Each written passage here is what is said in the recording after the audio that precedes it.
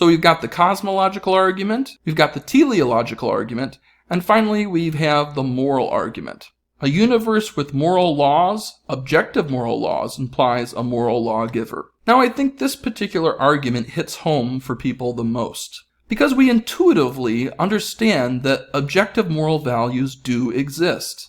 We know intrinsically things like rape or the annihilation of the Jews in the Holocaust. Those things are not just wrong because I don't like that or that bothers me. No, we know intuitively that something about that is really wrong. It's objectively wrong. Otherwise, if it was just subjectively wrong, it might be wrong for us, but it might not be wrong for the Nazis who committed those crimes. How could we hold them accountable? How can you hold anybody accountable if there are no objective moral values? We're just left to the opinion of one man, or the opinion of a group of people, or the opinion of an entire government. It's all subjective. And there's really no reason that we ought to follow it if it's just subjective.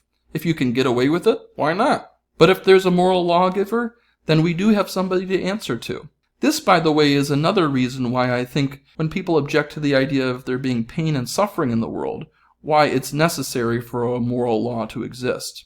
Because when we see things that are wrong in the universe, or wrong in the earth, or we experience pain, we feel like there are some things that are not the way they ought to be. But where do we get this sense that things ought to be a certain way? Well, we need an objective standard for that. An objective standard for goodness. And that goodness has to come from the very person who is good, and that is God. Things aren't good just because God wills them, and God doesn't just always will the good.